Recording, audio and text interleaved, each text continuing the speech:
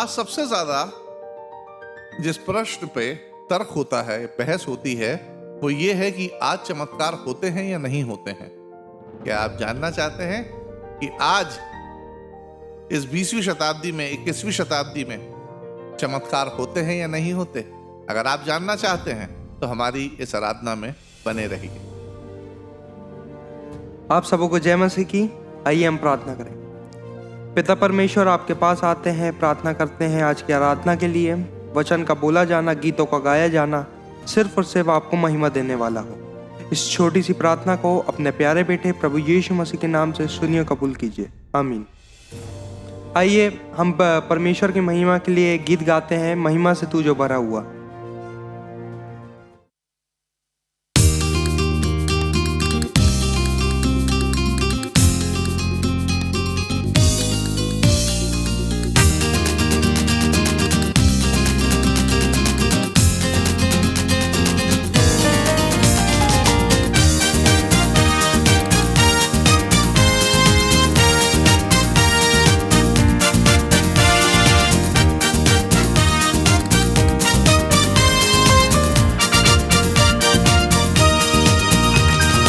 महिमा से तू जो भरा हुआ, ज्योति में सदा रहने वाला, मनुष्यों में तूने जन्म लिया, फिर से यीशु जग में तू आएगा, आएगा यीशु आएगा, फिर से यीशु जग में तू आएगा, मनुष्यों में तूने जन्म लिया, फिर से यीशु जग में तू आएगा।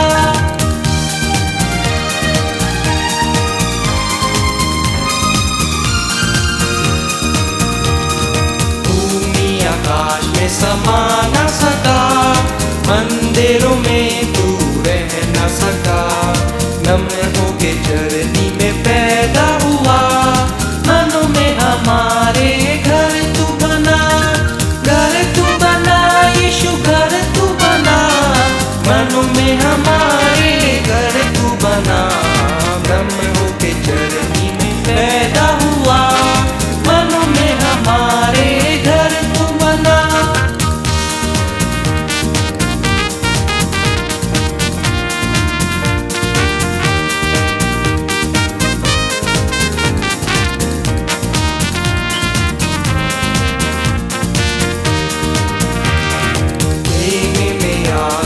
तू ही बसा, लोगों को अपने लिए फिरा, अग्नि और बादल में तू ही दिखा, फिर से यीशु अपना जलवा दिखा, जलवा दिखा यीशु जलवा दिखा, फिर से यीशु अपना जलवा दिखा, अग्नि और बादल में तू ही दिखा, फिर से यीशु अपना जलवा दिखा।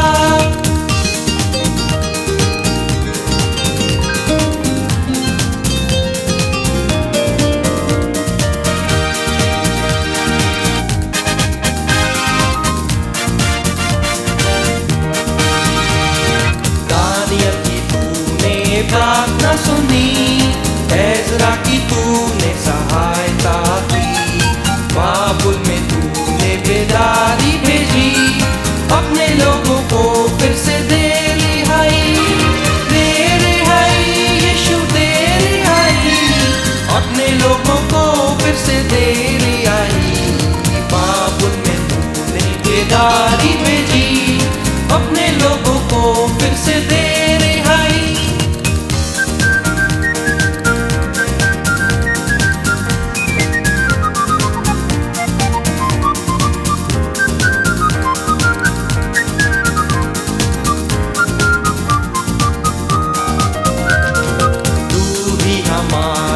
राजा है, तू ही मुक्ति दाता है, फिर से आने वाला है, प्यारे प्रभु यीशु तू जल्दी आ, जल्दी आ यीशु जल्दी आ, प्यारे प्रभु यीशु तू जल्दी आ, फिर से आने वाला है, प्यारे प्रभु यीशु तू जल्दी आ।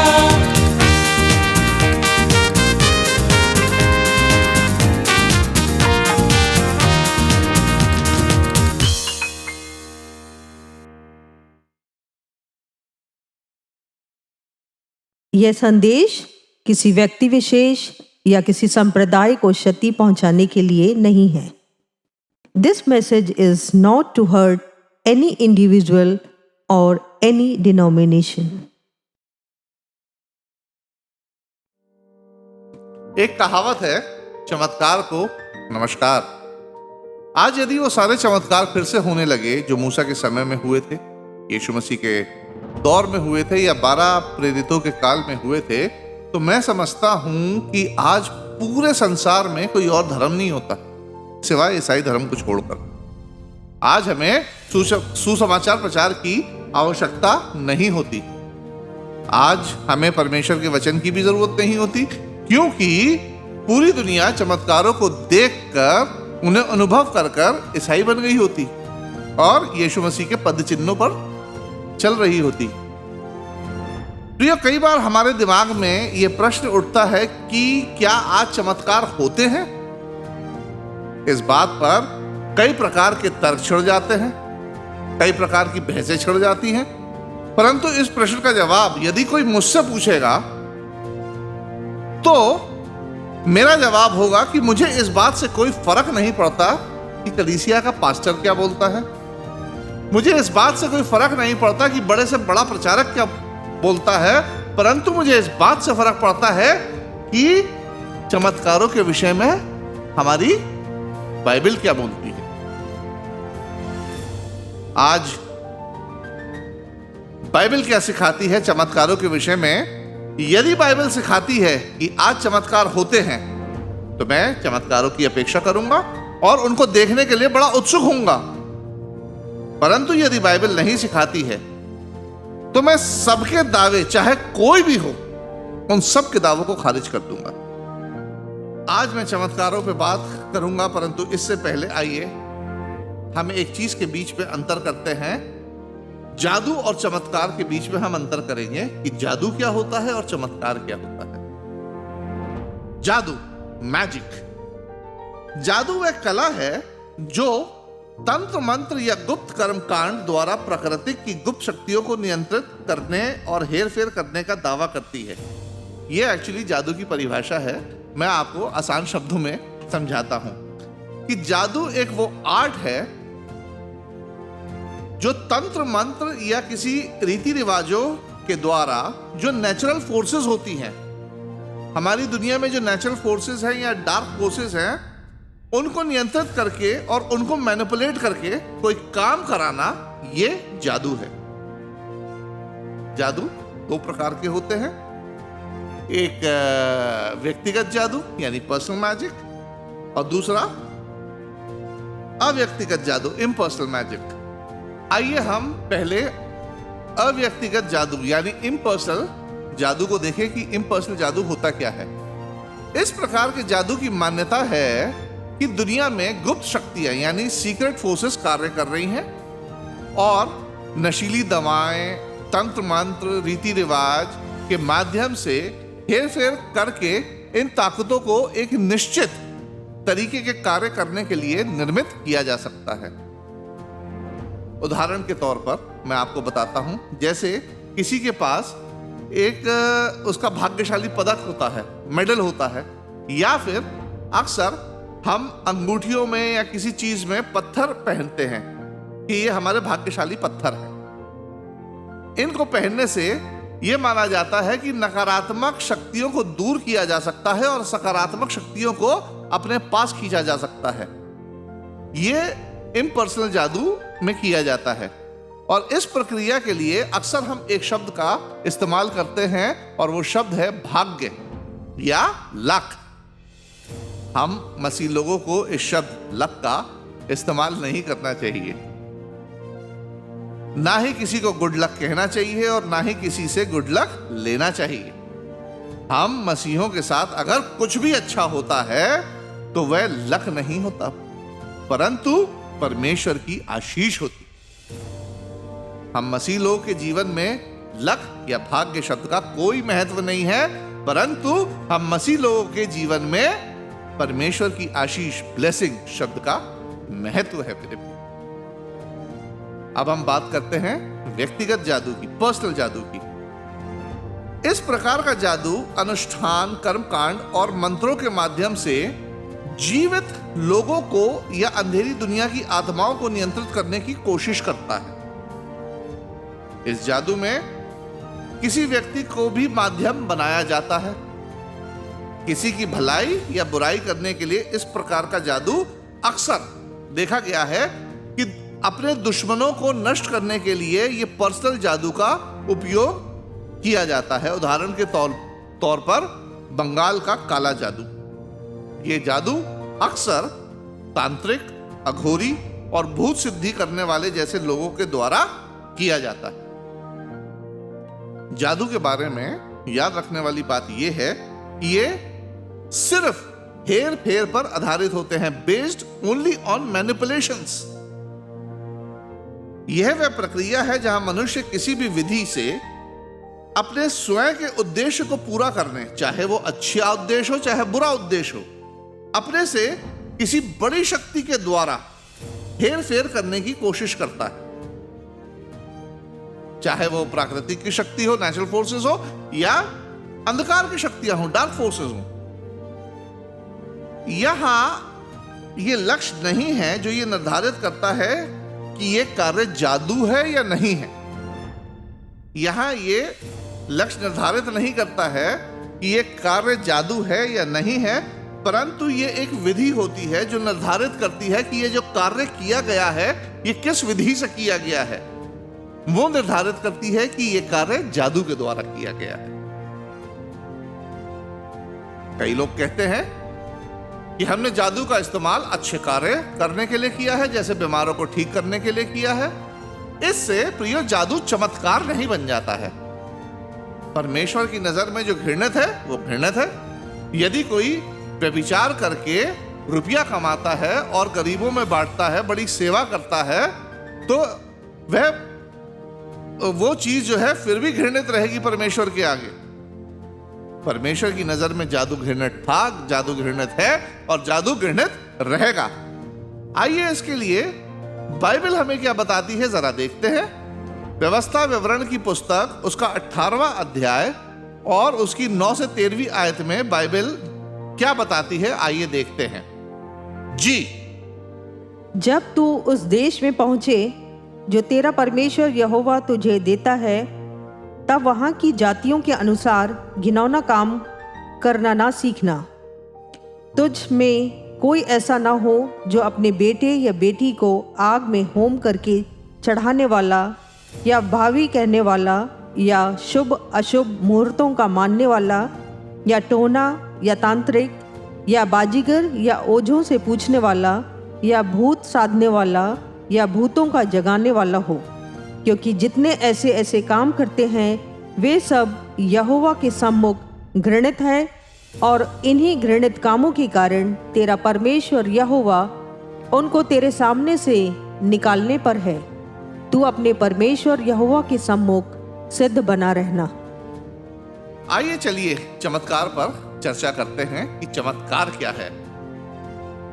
चमत्कार अंग्रेजी में कहते हैं मिरेकल, जो लैटिन भाषा से आता है टू वंडर, मतलब आश्चर्य करने के लिए या आश्चर्य करने के लिए ये वर्ड लिया गया है। और यूनानी भाषा में इसे कहा गया है अ साइन, यानी एक संकेत।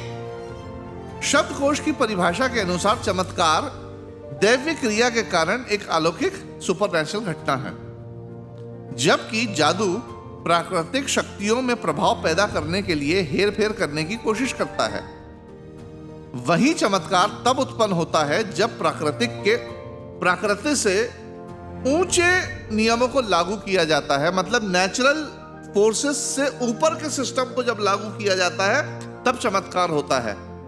आसान भाषा में मैं समझाता हूं, जादू जो है, जो ऑलरेडी दुनिया में नेचुरल फोर्सेस हैं उनको मैनिपुलेट करके जादू किया जाता है, परंतु चमत्कार बिना किसी नेचुरल फोर्स को डिस्टर्ब किए हुए और नेचुरल सिस्टम को डिस्टर्ब किए हुए जब उनमें चेंजेस होते हैं तो चमत्कार किया जाता है। मैं एग्जाम्पल के तौर पे आपको बताता हूं। निर्गमन 14वें अध्याय में मूसा ने लाल समुद्र को अलग कर दिया, उसको विभाजित कर दिया।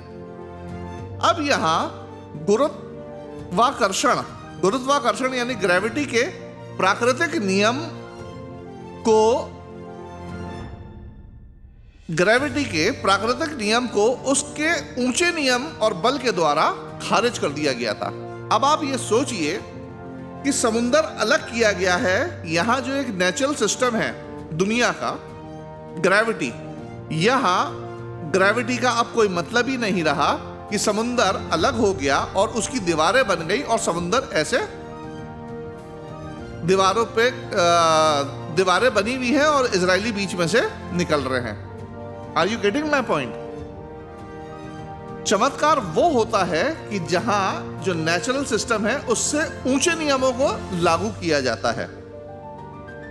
मोटे तौर पर हम ये कह सकते हैं कि जादू नीचे से पृथ्वी पर प्रभाव डालने की कोशिश करता है, परंतु चमत्कार हमेशा ऊपर से आते हैं। चमत्कार में प्राकृतिक शक्तियों के साथ हेरफेर नहीं होता है, परंतु प्राकृतिक नियम और प्राकृतिक शक्तियों को बिल्कुल से अलग कर दिया जाता है, बिल्कुल से सस्पेंड कर दिया जाता है। अब प्रियो, बाइबल में चमत्कार दो तरीके के होते हैं। पहला चमत्कार जो है वो परमेश्वर की ओर से साक्षात है, प्रत्यक्ष है, डायरेक्ट फ्रॉम द गॉड, बिना किसी बिचौलिए के। उदाहरण के तौर पर सृष्टि की रचना, क्योंकि सृष्टि की रचना में परमेश्वर ने किसी की सहायता नहीं ली, उसने बोला और सृष्टि की रचना गति में आ गई। यह एक ऐसा चमत्कार था जो शून्य से सब कुछ हो गया, फ्रॉम नथिंग टू एवरीथिंग। यहां परमेश्वर ने किसी की सहायता नहीं ली। इसी का दूसरा उदाहरण हम एक और देखते हैं, यीशु मसीह का मृतकों में से जी उठना। इस चमत्कार में भी कोई बिचौलिया नहीं था।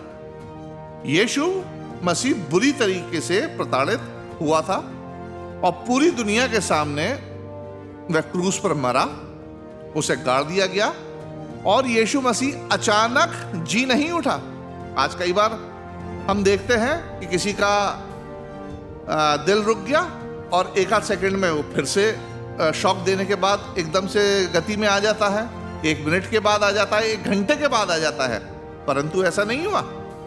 यीशु मसीह अचानक नहीं उठे। यीशु मसीह पूरे 3 दिन के बाद जी उठे प्रियो, और इसकी गवाही यीशु मसीह के जी उठने की 3 दिन के बाद कई लोगों ने दी और आज कई करोड़ लोग इस चीज की गवाही देते हैं। यह एक चमत्कार था। दूसरे प्रकार का चमत्कार जो परमेश्वर की ओर से अप्रत्यक्ष रूप से है, यानी in miracles indirectly from God through human being, जिसमें परमेश्वर ने मनुष्य को माध्यम बनाया। उदाहरण के तौर पर मूसा और मिस्रियों पर 10 विपत्ति, पुराने नियम में भविष्यवक्ताओं के द्वारा भविष्यवाणियां और नए नियम में प्रेरितों को चंगाई, अन्य भाषा आदि जैसे दान मिलना।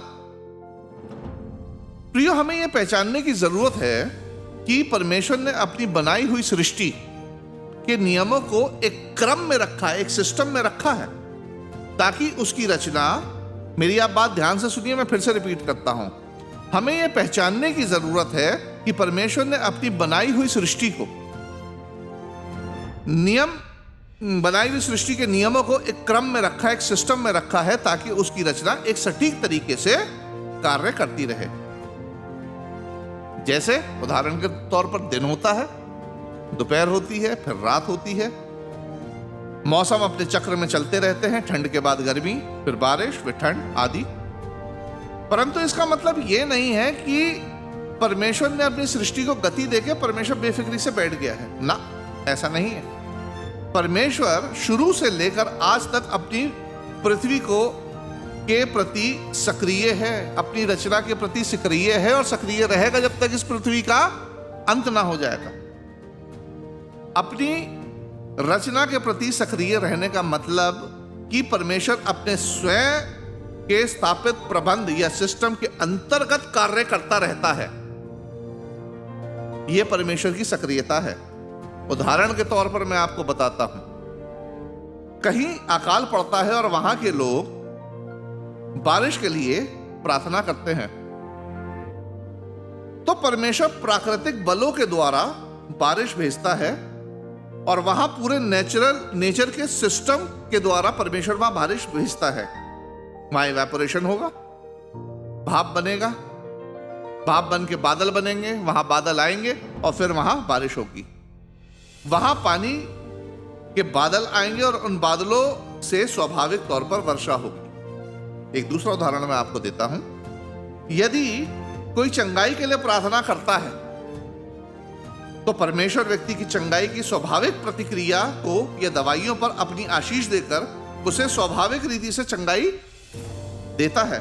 हाँ, यह हो सकता है कि ऐसे व्यक्ति का शरीर दवा के प्रति बहुत अच्छी प्रतिक्रिया देने लगे। कई बार होता है कि किसी को एक दवाई लगती है दूसरी और वही दवाई दूसरे को नहीं लगती, या फिर अंदर ही अंदर उसकी प्रतिरक्षक तंत्र यानी इम्यून सिस्टम और मजबूत हो जाए।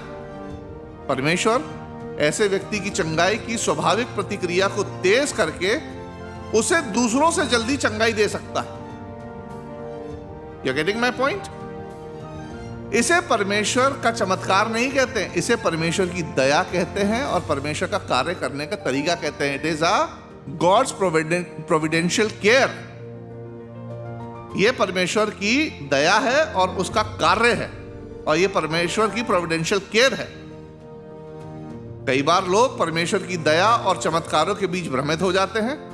परमेश्वर के कार्य सचमुच आश्चर्यजनक हैं प्रियो, जो वह अपने बनाए हुए नियमों के अंतर्गत करता है। वह स्तुति महिमा के योग हैं। अब आप देखिए, मनुष्य के अलावा परमेश्वर जानवरों के भोजन और रक्षा की व्यवस्था भी करता है। आज तक, जब से ये पृथ्वी बनी है, ये रचना हुई है, आज तक उसकी सृष्टि चल रही है और इतने सालों से मनुष्य इस सृष्टि का आनंद ले रहा है। यह सचमुच परमेश्वर को धन्यवाद देने वाली बात है, परंतु परमेश्वर की यह दया है, चमत्कार नहीं है। अब कई बार परमेश्वर अपनी इच्छा के अनुसार कुछ पूरा करने के लिए अपनी बनाई हुई रचना के प्रत्येक नियमों में फेरबदल करता है, कुछ चेंजेस करता है। उस बात को हम चिन्ह, आश्चर्यकर्म या चमत्कार कहते हैं, क्योंकि उस बात में, उस घटना में या उस चमत्कार में हम परमेश्वर की उपस्थिति, उसकी सामर्थ के संकेतों को रूबरू देखते हैं, आमने सामने देखते हैं। उदाहरण के तौर पर परमेश्वर ने इजरायलियों को बादल से नहीं परंतु एक चट्टान से पानी दिया था। यदि वह बादल के जरिए पानी देता तो वह परमेश्वर की दया या उसकी प्रोविडेंशियल केयर के अंतर्गत आता। यह परमेश्वर का कार्य कहलाता, जो अपने बनाई हुई नेचर के सिस्टम के अंतर्गत परमेश्वर करता है। परंतु उसने प्राकृतिक के नियमों से हटकर उन्हें चट्टान में से पानी दिया, यह चमत्कार था। अब कई बार हम सोचते हैं कि बाइबल शुरू से लेकर आखिरी तक चमत्कारों से भरी है। एक चमत्कार के बाद दूसरा चमत्कार, दूसरे के बाद तीसरा, तीसरे के बाद चौथा, वगैरह वगैरह। परंतु ऐसा नहीं है प्रिय। बाइबल में चमत्कार गुच्छों की तरह पाए गए हैं।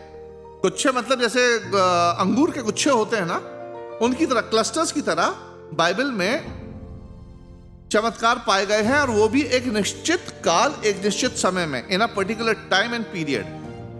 आइए उन पीरियड्स को देखें, उन चमत्कारों के समय को देखें जो बाइबल में पाए गए हैं। पहला, मूसा और इजराइल का मिस्र से छुटकारे का समय, उसके आगे इजराइलियों का रेगिस्तान में समय, यह मसीह से लगभग 15 शताब्दी पहले का समय था, जहां काफी चमत्कारों की जानकारी बाइबल से प्राप्त होती है, बाइबल के माध्यम से। दूसरा पीरियड, एलिया और एलिशा के जीवन काल के दौरान भी काफी चमत्कारों को गुच्छे के रूप में देखा गया है। यह लगभग 9 शताब्दी मसीह से पहले का समय था। तीसरा समय, मसीह से लगभग 7 शताब्दी पहले यहूदा के राजा हिजकिया के समय, जहां परमेश्वर ने चमत्कारों के द्वारा नगर को बचाया था। इस दौरान कई और चमत्कार देखने को मिलते हैं। चौथा, दानियल, मसीह से लगभग 6 शताब्दी पहले का समय, जहां भविष्यवाणियां और सपनों के द्वारा भविष्य के भेदों की बातों का उल्लेख किया गया था। और पांचवा समय जो हम सबको मालूम है, जहां सबसे ज्यादा चमत्कार हुए, वो पहली शताब्दी में यीशु मसीह और प्रेरितों का समय। ऐसा नहीं है कि इन कालों के अलावा चमत्कार नहीं हुए थे, चमत्कार हुए थे, परंतु इक्का दुक्का चमत्कार हुए थे। परंतु इन 5 ऐतिहासिक अवधियों के आसपास सबसे ज्यादा चमत्कार बाइबल में देखने को मिलते हैं। आगे प्रश्न यह उठता है कि पूरे इतिहास में चमत्कार हुए तो हुए क्यों? क्यों चमत्कार हुए? इन सभी समयों के दौरान चमत्कारों के 2 कारण देखने को मिलते हैं। पहला, परमेश्वर पर विश्वास करने के लिए, परमेश्वर पर विश्वास पैदा कराने के लिए चमत्कार हुए। मूसा, एलिया, एलीशा, हिजकिया आदि सभी ने चमत्कारों को देखा और ये चमत्कार के अभिकर्ता भी थे। इनके द्वारा चमत्कार हुए भी थे। They were the agents of the miracles, ताकि उनके आसपास के लोग परमेश्वर पर विश्वास करें। चमत्कार एक दिखता हुआ संकेत होता है जो इतना पुख्ता होता है कि यह उस चीज पर एकदम से विश्वास पैदा कराता है जिसे हम देख भी नहीं सकते। आइए देखें बाइबल इसके लिए क्या कहती है। हम अपनी बाइबलों से खोलें व्यवस्था विवरण, उसका 4था अध्याय, उसकी 32 से 36वीं आयत हम पढ़ते हैं, जहां इस प्रकार लिखा है, जी जब से परमेश्वर ने मनुष्य को उत्पन्न करके पृथ्वी पर रखा, तब से लेकर तू अपने उत्पन्न होने के दिन तक की बातें पूछ और आकाश के एक छोर से दूसरे छोर तक की बातें पूछ। क्या ऐसी बड़ी बात कभी हुई या सुनने में आई है? क्या कोई जाति कभी परमेश्वर की वाणी आग के बीच में से आती हुई सुनकर जीवित रही, जैसे कि तूने सुनी है? फिर क्या परमेश्वर ने और किसी जाति को दूसरी जाति के बीच से निकालने को कमर बांधकर परीक्षा और चिन्ह और चमत्कार और युद्ध और बलि हाथ और बढ़ाई हुई भुजा से ऐसे बड़े भयानक काम किए, जैसे तुम्हारे परमेश्वर यहोवा ने मिस्र में तुम्हारे देखते किए? यह सब तुझको दिखाया गया इसलिए कि तू जान रखे कि यहोवा ही परमेश्वर है, उसको छोड़ और कोई है ही नहीं। आकाश में से उसने तुझे अपनी वाणी सुनाई कि तुझे शिक्षा दे, और पृथ्वी पर उसने तुझे अपनी बड़ी आग दिखाई और उसके वचन आग के बीच में से आते हुए तुझे सुनाई पड़े। प्रिय, चमत्कार परमेश्वर की ओर संकेत करते हैं कि जो हमसे और इस पूरी कायनात से बड़ा है, वो ही ऐसी चीजें कर सकता है जो सृष्टि के नियमों से बाहर की होती है। चमत्कार एक संकेत है कि देखने वाले परमेश्वर पर विश्वास करें। चमत्कार का दूसरा कारण, सच्चाई की पुष्टि कराना। जब यीशु ने कहा कि वो वास्तव में कौन है, तो उन्होंने इस तथ्य की पुष्टि करने के लिए चमत्कारों का उपयोग किया था कि वे जो कुछ कह रहे हैं वे 100% सच है। लोग बाग माने कि जो यीशु मसीह कह रहे हैं वो 100% सच है। आइए देखें यूहन्ना रचित सुसमाचार, उसका 20वां अध्याय और उसकी 30 और 31वीं आयत क्या कहती है। जी, यीशु ने और भी बहुत से चिन्ह चेलों के सामने दिखाए जो इस पुस्तक में लिखे नहीं गए, परंतु ये इसलिए लिखे गए हैं कि तुम विश्वास करो कि यीशु ही परमेश्वर का पुत्र मसीह है और विश्वास करके उसके नाम से जीवन पाओ।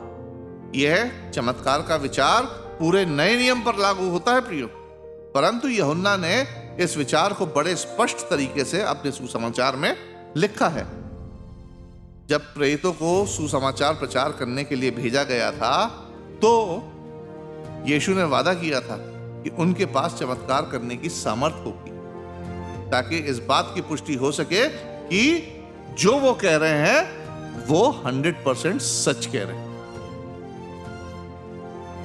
आइए हम एक आयत और खोल लें, मरकुस रचित सुसमाचार, उसका 16वां अध्याय और 20वीं आयत में क्या लिखा है।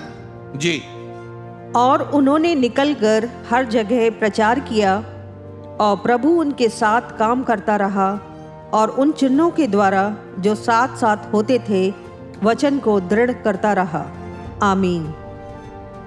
प्रियो, पूरे इतिहास में परमेश्वर की उपस्थिति को प्रकट करने और उसके प्रमाणिक लोगों की पुष्टि करने के लिए कि ये जन जो भविष्यवाणी कर रहा है या चमत्कार कर रहा है, ये परमेश्वर की ओर से है, इसलिए चमत्कार किए गए थे।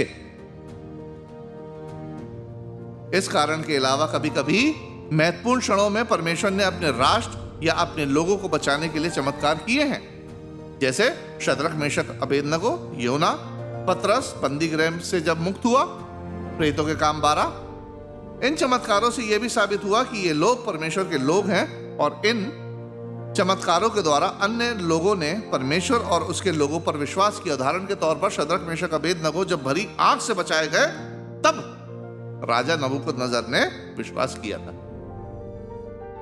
अब आगे सबसे ज्यादा पूछा जाने वाला प्रश्न कि क्या आज चमत्कार होते हैं या नहीं, तो प्रिय जवाब है नहीं। आज इस सवाल को लेकर 3 मान्यताएं हैं। पहली मान्यता रोमन कैथोलिक कलीसिया, जिनका मानना है कि चमत्कार होते हैं और आज के दिन तक जारी है, परंतु थोड़े बहुत ही चमत्कार होते हैं और वो भी कभी कभी, once in a blue moon. चमत्कार रोजमर्रा की जिंदगी में बार बार नहीं होते हैं। दूसरी मान्यता कई प्रोटेस्टेंट करिश्माई समुदाय यानी प्रोटेस्टेंट कैरिज्मेटिक डिनोमिनेशंस, जिनकी मान्यता है कि चमत्कार कभी बंद ही नहीं हुए और आज के दिन तक चमत्कार जारी हैं। और आज भी ऐसे लोग हैं जो चमत्कार करते हैं, जैसे चंगाई, भविष्यवाणी वगैरह वगैरह, और बड़ी भीड़ के सामने ऐसे लोग चमत्कारों का प्रदर्शन करते हैं। तीसरी मान्यता कई प्रोटेस्टेंट समुदाय, अदर प्रोटेस्टेंट डिनोमिनेशन, जिनका मानना है और जो सिखाते हैं कि बाइबल के अनुसार चमत्कार प्रेरितों के युग में ही बंद हो गए थे, कि चमत्कार प्रेरितों के युग में ही बंद हो गए थे। खैर, रोमन कैथोलिक और करिश्माई समुदाय की थ्योरी समझाना मेरा काम नहीं है। जो कैरिस्मेटिक प्रोटेस्टेंट्स की थ्योरी है या रोमन कैथोलिक्स की थ्योरी है, वो समझाना मेरा काम नहीं है। परंतु बाइबल क्या सिखाती है चमत्कारों के बारे में, मैं उन बातों को लेकर आपके सामने कुछ बातें रखूंगा। क्यों आज चमत्कार नहीं होते हैं? इसके 3 कारण हैं। इसके 3 कारण हैं। प्रियो, हमने सबसे पहले क्या देखा था कि चमत्कार क्यों होते हैं? हमने ये देखा था चमत्कार क्यों होते हैं, क्योंकि परमेश्वर पर विश्वास पैदा कराने के लिए चमत्कार होते हैं। और दूसरी बात हमने क्या देखी थी कि सच्चाई की पुष्टि कराने के लिए चमत्कार होते हैं। और अब हम देखेंगे कि क्यों आज चमत्कार नहीं होते हैं। इसके 3 कारण हैं। पहला, क्योंकि परमेश्वर ने स्वयं को यीशु मसीह के माध्यम से मनुष्य पर पूरी तरह से प्रकट कर दिया है। हमने क्या देखा था? परमेश्वर पर विश्वास कराने के लिए चमत्कार किए गए। परमेश्वर ने अपने आप को प्रकट करने के लिए चमत्कारों का उपयोग किया। और यहां क्योंकि परमेश्वर ने स्वयं को यीशु मसीह के माध्यम से मनुष्य पर पूरी तरीके से प्रकट कर दिया है, आज कोई भी चमत्कार परमेश्वर को इतनी अच्छे तरह से प्रकट नहीं कर सकता है जो देह में रहकर यीशु मसीह ने पूर्ण तरीके से परमेश्वर को प्रकट कर दिया। आइए देखें पौलुस इस विषय में कुछ कहता है, जो पाया जाता है कुलुसियों की पत्री उसका 2 अध्याय, उसका 9 और 10वीं आयत, और दूसरा हम देखेंगे इब्रानियों की पत्री उसका 1 अध्याय और उसके पहले 3 आयतें हम देखेंगे। जी, क्योंकि उसमें ईश्वरत्व की सारी परिपूर्णता सदैव वास करती है और तुम उसी में भरपूर हो गए हो, जो सारी प्रधानता और अधिकार का शिरोमणि है। पूर्व युग में परमेश्वर ने बाप दादों से थोड़ा थोड़ा करके और भांति भांति से भविष्यवक्ताओं के द्वारा बातें कर इन अंतिम दिनों में हमसे पुत्र के द्वारा बातें की, जिसे उसने सारी वस्तुओं का वारिस ठहराया और उसी के द्वारा उसने सारी सृष्टि की रचना की है। वह उसकी महिमा का प्रकाश और उसके तत्व की छाप है और सब वस्तुओं को अपनी सामर्थ्य के वचन से संभालता है। वह पापों को धोकर ऊंचे स्थानों पर महामहिमन के दाहिने जा बैठा। प्रियो, यदि चमत्कार चमत्कारों का उद्देश्य परमेश्वर के अस्तित्व में विश्वास पैदा कराना है, तो चमत्कार करने वाले व्यक्ति में यानी यीशु मसीह में स्वयं परमेश्वर का प्रकट होना सबसे बड़ा चमत्कार है और हर चमत्कार से बड़ा प्रमाण है। आसान शब्दों में कहूं तो स्वयं परमेश्वर मनुष्य के रूप में, यीशु मसीह के रूप में चमत्कार कर रहा था। इससे बड़ा प्रमाण और क्या हो सकता है?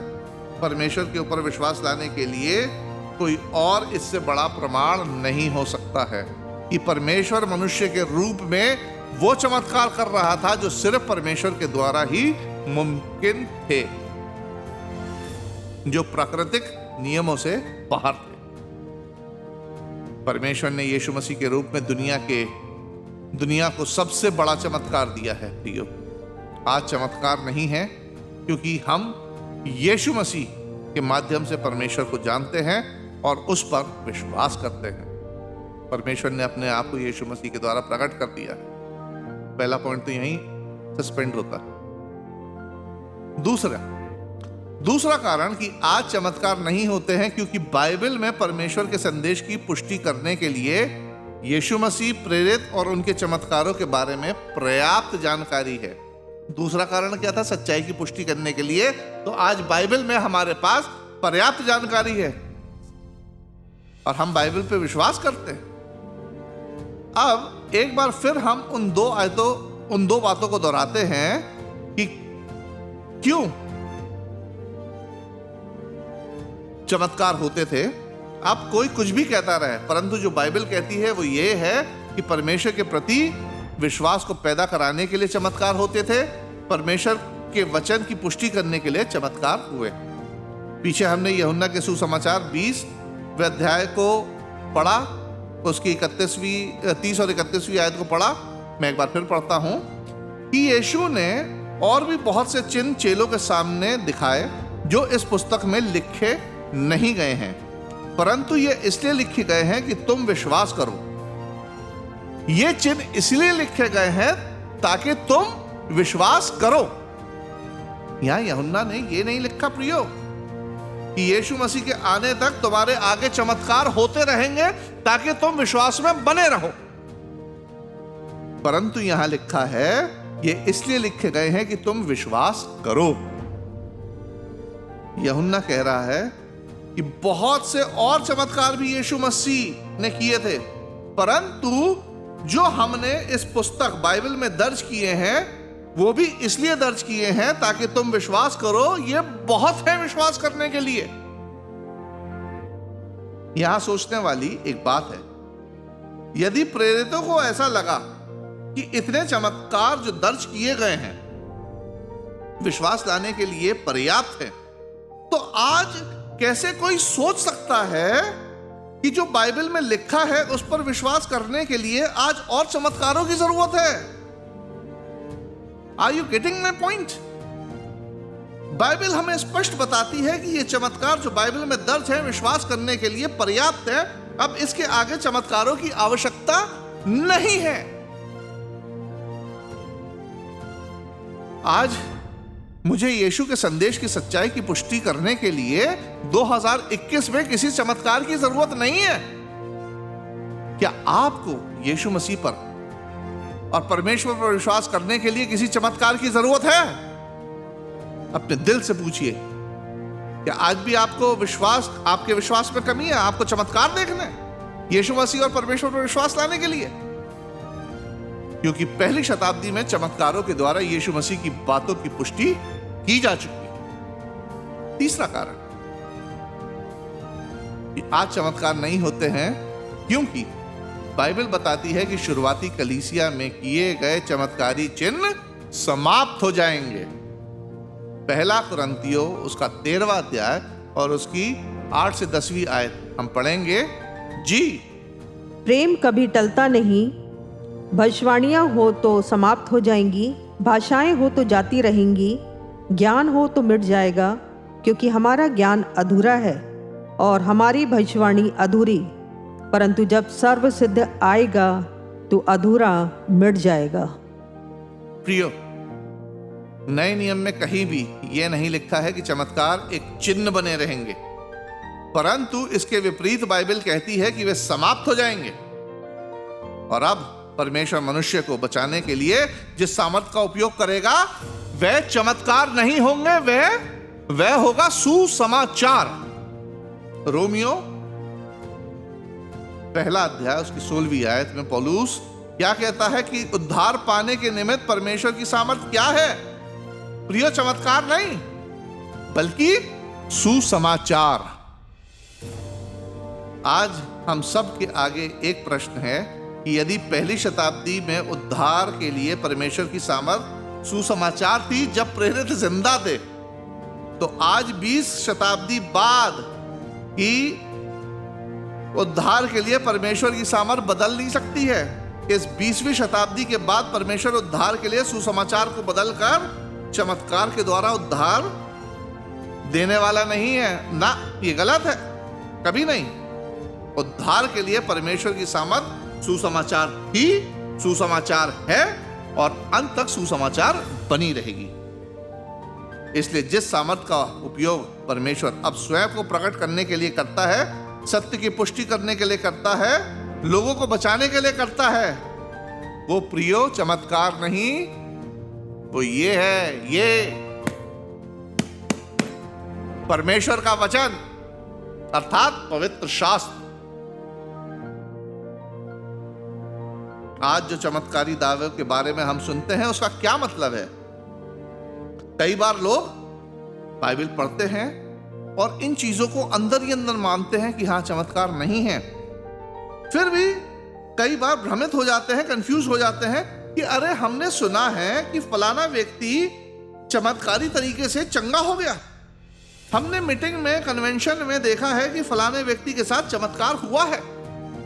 उदाहरण के तौर पर पहली चीज तो यह है, यदि कोई व्यक्ति बीमारी से अच्छा हुआ है तो परमेश्वर ने उसकी स्वाभाविक चंगाई को बढ़ाया है।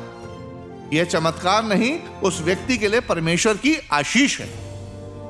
दूसरा उदाहरण, यदि कोई कहता है कि परमेश्वर ने मुझे फलाने एक्सीडेंट से बचाया है, फलानी चीज से बचाया है, तो वह परमेश्वर की सुरक्षा के रूप में उस व्यक्ति के लिए परमेश्वर की आशीष है, ना कि चमत्कार।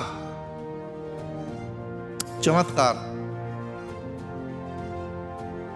वो था जो यीशु मसीह या प्रेरितों ने किया था, लाजर को जिलाया था। सुंदर फाटक पर प्रेरितों ने जन्म के लंगड़े को चला दिया था, जो लोगों ने रूबरू देखा। दानियल को भूखे शेरों से के सामने रख दिया और भूखे शेरों के मुंह बंद कर दिए गए। यह चमत्कार था। मुझे दूसरों का तो नहीं पता है प्रियो, परंतु जब से मैंने होश संभाला है, मैंने भी सैकड़ों मीटिंगें और कन्वेंशंस अटेंड की, परंतु मैंने पेट दर्द, सिर दर्द, कैंसर जैसी बीमारी आदि को ठीक होते हुए देखा है और उनकी गवाहियां सुनी हैं, परंतु वैसा कोई आज तक चमत्कार नहीं देखा है जो यीशु मसीह, प्रेरितों या अन्य लोगों के विषय में जो बाइबल बताती है वैसा कोई चमत्कार हुआ हो। मैंने अपनी आंखों से तो नहीं देखा। फिर भी बाइबल बताती है कि बहुत से लोग चिन्ह और चमत्कार करने में सक्षम थे, परंतु वे सभी परमेश्वर की ओर से नहीं थे। कई चिन्ह, संकेत या चमत्कार इस बात की गारंटी नहीं है कि यह परमेश्वर की ओर से ही है। और आज इस थीम पर हॉलीवुड ने एक पिक्चर ही बना डाली, द अनहोली। उदाहरण के तौर पर व्यवस्था विवरण उसके 7वें अध्याय में फिरौन के दरबार में जादूगर मूसा के द्वारा सारे नहीं परंतु कुछ ही चमत्कार कर पाए, जैसे लाठी को सांप में बदलना एक्सेट्रा। मती उसके 7वें अध्याय और उसकी 22वीं आयत में यीशु मसीह कहते हैं, उस दिन बहुत से लोग मुझसे कहेंगे, हे प्रभु, हमने तेरे नाम से बहुत से आश्चर्य कर्म नहीं किए? यीशु कहेगा, मैं तुमको कभी नहीं जाना, मैंने तुमको कभी नहीं जाना। हे कुबूक कर्म करने वालों, मेरे पास से चले जाओ।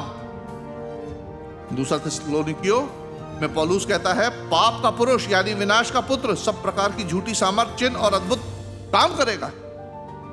आज बहुत से लोग चमत्कारों के नाम पर जादू पारित कर रहे हैं प्रियो, और जादू पारित करने की, जादू करने की कोशिश करते हैं। प्रार्थना का ढोंग और तंत्र मंत्र करके पवित्र तेल, रुमाल, मोमबत्तियां आदि का उपयोग करके बीमारों को ठीक करने का दावा करते हैं, और आज सुसमाचार की सच्ची ताकत को दबाकर सौभाग्य का सुसमाचार प्रचार करते हैं, द गॉस्पेल ऑफ प्रॉस्पेरिटी,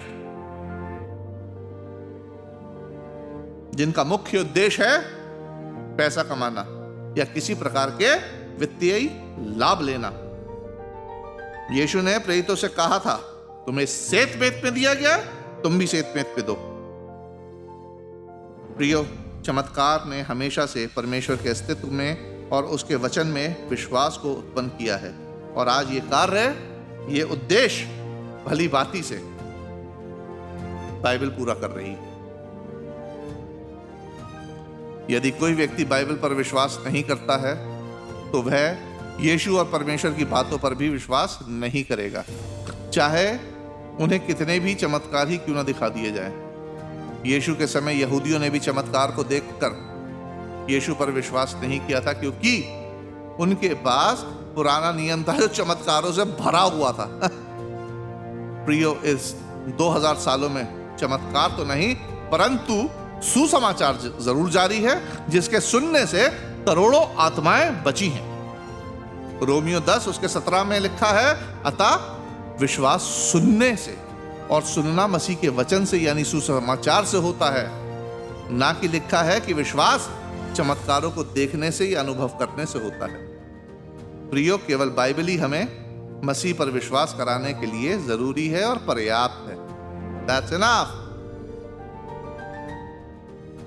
आज विश्वास को प्रमाणित करने के लिए चमत्कार की कोई आवश्यकता नहीं, और चमत्कार हमारा उद्धार भी नहीं करा सकता है। हमारा उद्धार अगर कुछ करा सकता है तो वो है विश्वास। चमत्कार हमारा उद्धार नहीं करा सकता। प्रियो, आज यदि चमत्कार जारी होते और लोग यीशु और प्रेरितों जैसे चमत्कार कर रहे होते तो आप खुद ही सोचिए, सुसमाचार प्रचार की जरूरत ही नहीं होती। पूरी दुनिया यीशु मसीह पर और परमेश्वर के अस्तित्व पर विश्वास कर रही होती, और आज कोई भी मसीहजन, कोई भाई बहन बीमार नहीं होता, इस कोरोना में कोई मरता नहीं। प्रेरित पौलुस, जिसने एक मृतक को जला दिया था, एक मृतक को जिंदा कर दिया था, एक समय आने पर अपने सहयोगी त्रिफिमस को मिलेतुस में बीमार छोड़ आया था। 2 तिमोथी 4:19। परमेश्वर ने चमत्कारों का उपयोग तब किया जब लोगों ने उसके अस्तित्व पर तथा उसकी बातों पर उंगली उठाई, परंतु आज परमेश्वर का वचन उसके अस्तित्व तथा उसकी बातों की गवाही भली भांति देता है, और विश्वास करने से, ना कि चमत्कार से, धर्मी जन जीवित रहता है। प्रियो, आज हमें आत्मिक रूप से परिपक्व होने की आवश्यकता है। हमें चमत्कारों के रूप में प्रस्तुत होने वाले जादू या यीशु के नाम पर किए जाने वाले संकेतों में बहना नहीं है। बस बाइबल को देखें और बाइबल की सुने कि बाइबल हमें क्या शिक्षा देती है। अब बस केवल एक चमत्कार और बाकी रह गया है जो हमारे जीवनों में होगा, और उस चमत्कार को हम यीशु मसीह के दूसरे आगमन पर अनुभव करेंगे, जब यीशु मसीह उन लोगों को पुनः जीवित करेगा जिससे वह प्रेम करता है और जो उसके वचन के प्रति वफादार हैं। मैं प्रार्थना करता हूं कि हम सब इस चमत्कार में हिस्सा लें। वह जन इस चमत्कार का अनुभव जरूर करेगा, और मैं इस बात की गारंटी देता हूं कि जिसने ये विश्वास किया कि यीशु मसीह परमेश्वर का पुत्र है, जिसने मेरे गुनाह के कारण अपना अनमोल लहू बहा दिया, उसके लहू बहाने से मेरे पाप धुल गए, और जैसे वे मृतकों में से जी उठा वैसे मैं भी मृतकों में से जिला दिया जाऊंगा, ताकि मैं परमेश्वर के आगे धर्मी ठहर सकूं और अनंत जीवन के पुरस्कार को प्राप्त कर सकूं। प्रियो, जब हम अपने पापों का अंगीकार करते हैं और पिता, पुत्र, पवित्र आत्मा के नाम से बपतिस्मा लेते हैं, तो परमेश्वर का पवित्र आत्मा हमारे अंदर बसता है और हम चलते फिरते चमत्कार बन जाते हैं। तो यदि अभी तक आपने अपने अंदर इस चमत्कार का अनुभव नहीं किया है, तो परमेश्वर के इस वचन के माध्यम से मैं आज आपको आमंत्रित करता हूं कि इस चमत्कार का अनुभव जरूर करें। परमेश्वर हमें इस वचन को समझने की सद्बुद्धि दे और इस वचन के द्वारा हम सबको आशीषित करें।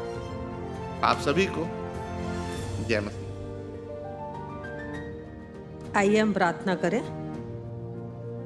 धन्यवाद धन्यवाद जीवित महान सर्वशक्तिमान पिता परमेश्वर, आज की संध्या तेरे पास आई हूँ मेरे खुदावन, और दिन भर के लिए धन्यवाद देती हूँ। आज की संध्या की आराधना के लिए धन्यवाद देती हूँ, तेरी उपस्थिति के लिए धन्यवाद देती हूँ मेरे खुदावन। अब तक के जीवन के लिए धन्यवाद देती हूँ, अपनी पारिवारिक सेवकाई के लिए धन्यवाद देती हूँ कि तूने ऐसा अवसर दिया कि हम ऑनलाइन के माध्यम से तेरे स्तुति आराधना करने पाते हैं, तेरे वचन का प्रचार करने पाते हैं। पिता परमेश्वर धन्यवाद धन्यवाद और सिर्फ धन्यवाद देती हूँ हृदय की गहराई से।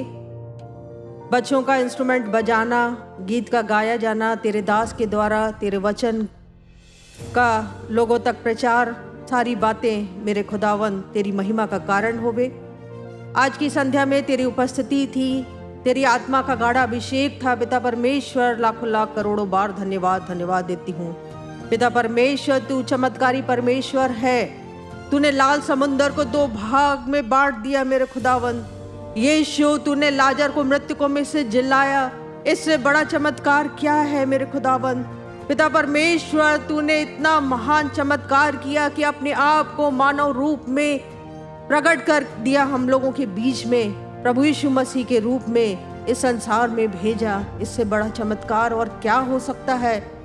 लोग तेरे खुदावन तेरे वचन के अनुसार पिता परमेश्वर इस बात को अपने जीवन में ग्रहण करने पाए कि अब हमें किसी और चमत्कार की आवश्यकता नहीं है मेरे खुदावन। सिर्फ और सिर्फ तेरे वचन अनुसार पिता परमेश्वर तेरे वचन पर और तुझ पर विश्वास लावे और अपने जीवनों में उद्धार को पा सके। अब और चमत्कार बाकी नहीं है। सारी बातों को तेरे हाथ में सौंपते हैं। जितने लोग तेरे वचन को सुनते हैं, इस आराधना को देखते हैं, हर एक के जीवन में तेरा वचन कार्य करने पाए। एक एक लोग आत्मिक रूप से इस बात को जानने पाए कि सिर्फ और सिर्फ उद्धार विश्वास लाने से है और विश्वास वचन के सुनने से है और सुनना सिर्फ और सिर्फ प्रभु यीशु मसीह के वचन से है, पिता के वचन से है मेरे खुदावन। सारी बातों के लिए धन्यवाद देते हैं मेरे खुदावन।